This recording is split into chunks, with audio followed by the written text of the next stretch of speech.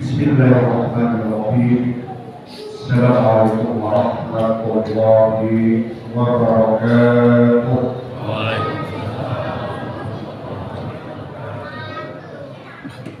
Innal hamdalillah wassalatu wassalamu ala rasulillah nabiyina Muhammadin wa ala alihi wa sahbihi ajma'in. قال الله تعالى في كتابه الكريم أعوذ بالله من الشيطان الرجيم بسم الله الرحمن الرحيم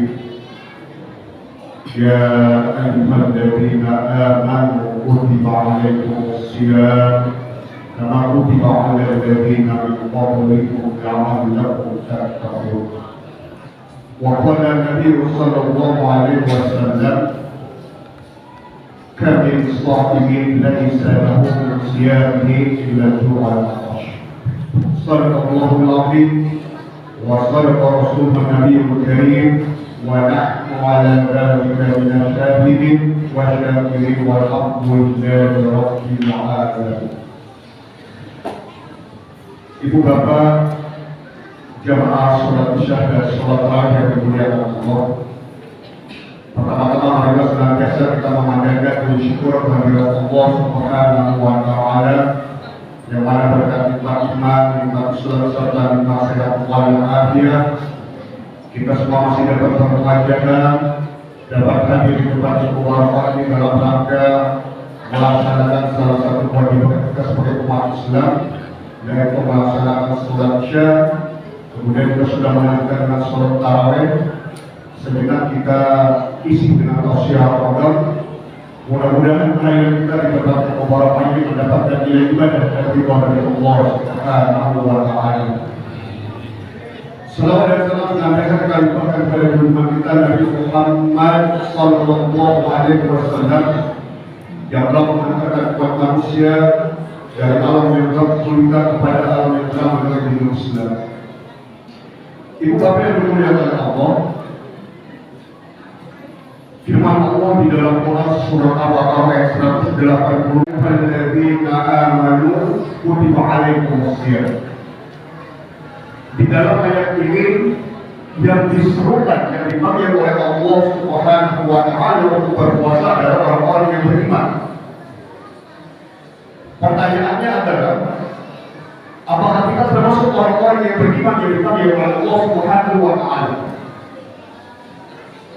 Dalam satu kesempatan Rasulullah Shallallahu Alaihi Wasallam bersabda bahwa akan datang suatu zaman di mana orang-orang berkumpul di masjid untuk melaksanakan sholat berjamaah, tetapi tidak satu pun di antara mereka yang beriman, kata Rasulullah Shallallahu Alaihi Wasallam. Ini menarik. Kenapa orang-orang yang sholat di masjid yang berkumpul untuk melaksanakan sholat berjamaah tidak dianggap sebagai orang yang beriman kepada Rasulullah Shallallahu Alaihi Wasallam? Ternyata sholat yang kita lakukan ini itu baru sebatas standar sebagai seorang muslim. Kalau kita ingin dikatakan sebagai orang yang beriman, di samping kita mengerjakan sholat, maka ada beberapa persyaratan lainnya. Kata Rasulullah SAW, "Man kana yu'minu billahi wal yawmil akhir falyukrim jamaah." Kalau kalian ingin dikatakan sebagai orang yang beriman kepada Allah dan hari akhir, muliakan tetangga kalian. Wa man kana yu'minu billahi wal yawmil akhir falyaqul khairan aw liyasmut. Kalau kalian ingin dikatakan sebagai orang yang beriman kepada Allah dan hari akhir, maka berkatakan yang baik atau lebih baik kalian diam.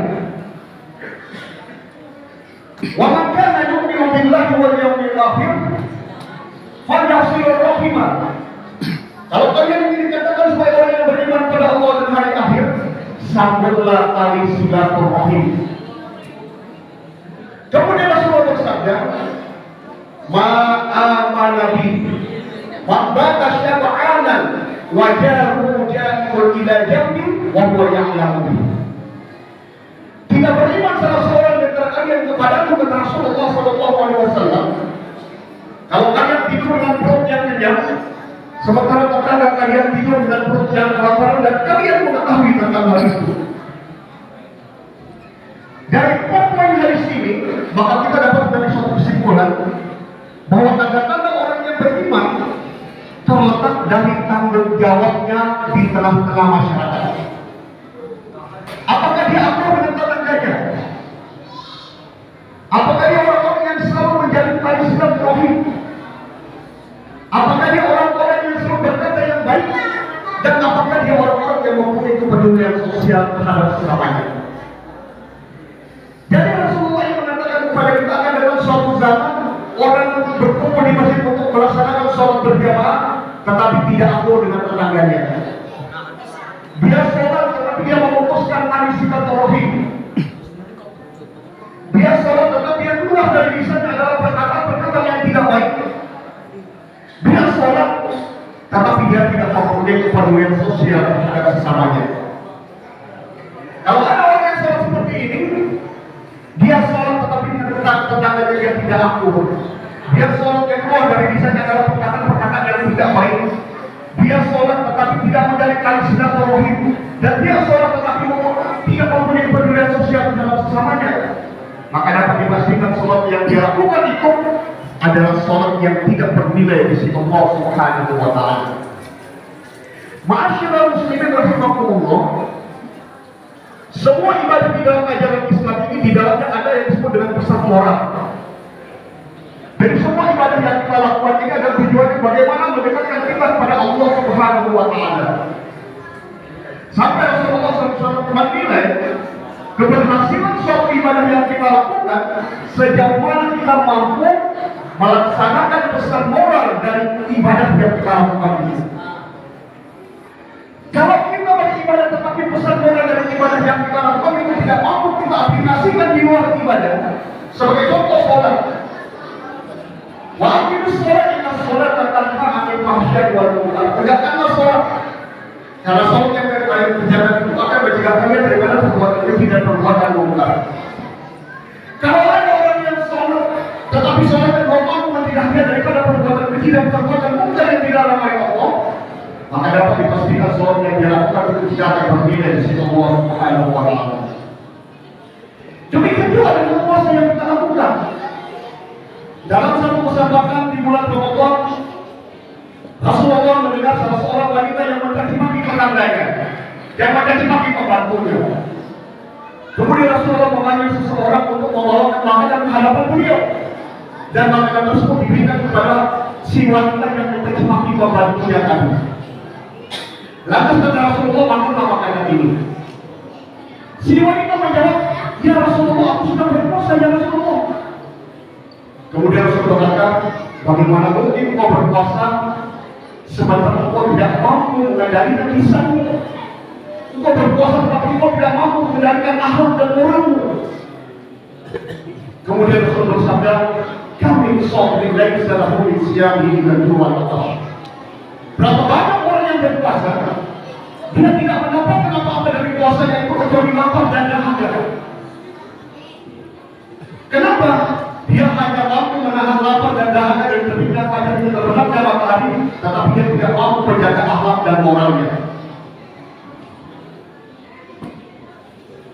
Kenapa pesan moral ini sangat jelas di dalam ajaran Islam?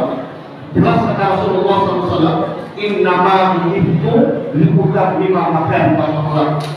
Bahwa aku diutus di dunia ini, kata Rasulullah, untuk menyempurnakan akhlak manusia. Jadi semua ibadah yang kita lakukan itu bagaimana mengarahkan kita lebih baik dan lebih dekat kepada Allah Subhanahu wa Ta'ala. Lantas apa pesan moral yang ada di dalam ibadah puasa yang kita lakukan ini? Pesan moralnya adalah bagaimana kita mampu mempunyai kepedulian terhadap orang-orang miskin. Bagaimana kita mempunyai kepedulian terhadap anak yatim. Bagaimana kita mempunyai kepedulian terhadap kaum duafa, lebih khusus yang ada di sekitar kita. Ini pesan moralnya. Makanya di dalam ayatnya wa'adan ladina yuqimunahu fidyatun ta'amu miskin.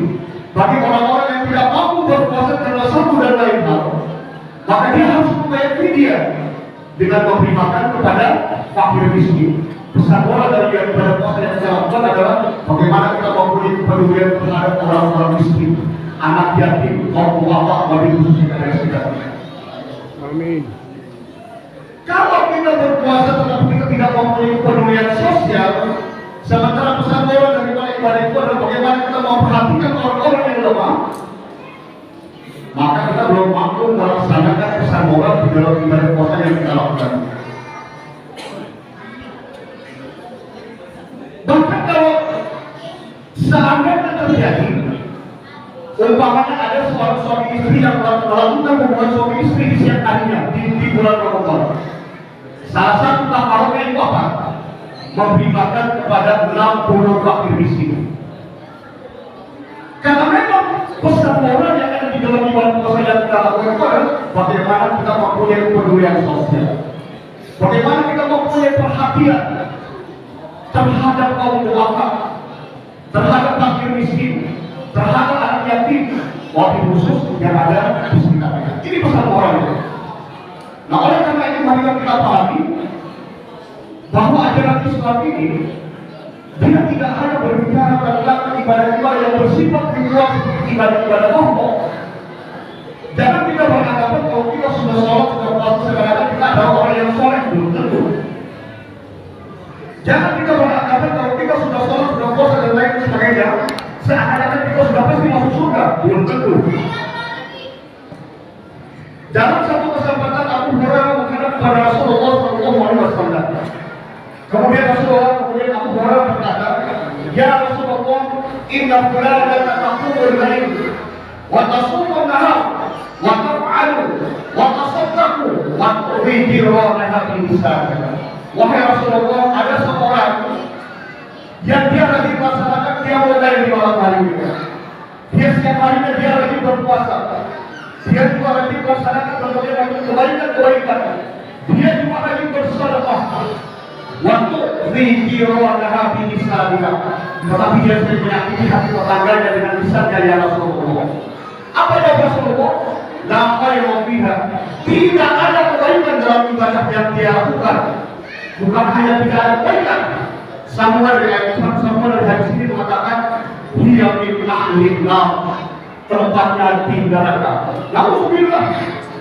Sudah sholat capek-capek, sudah bersedekah, sudah tiap lain, tetapi kita tidak diajak melakukan ibadah.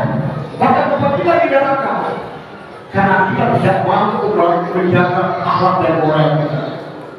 Sebaliknya kita dapatkan ada orang yang sehari-hari dia kerjanya melacur, dengan hanya dia memberikan seminum seekor anjing, dijamin masuk surga oleh Allah Subhanahu wa Ta'ala.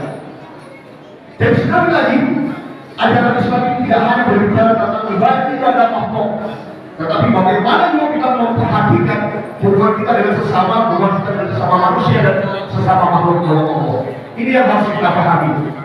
Dan sekali lagi, mari kita pahami ajaran Islam dengan benar, bahwa ajaran Islam ini bisa berbicara tentang ibadah pokok, sholat, puasa, haji dan lain sebagainya, tetapi juga menekankan bagaimana kita menjaga akhlak dan moral kita, menjaga hubungan baik kita dengan sesama dan juga terhadap makhluk Allah yang lainnya.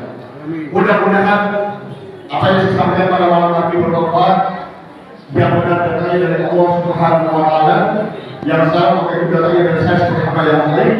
Nasrul minallah wa taqul baik wa basyiril mu'minin billahi taufiq wal hidayah. Wassalamualaikum warahmatullahi wabarakatuh.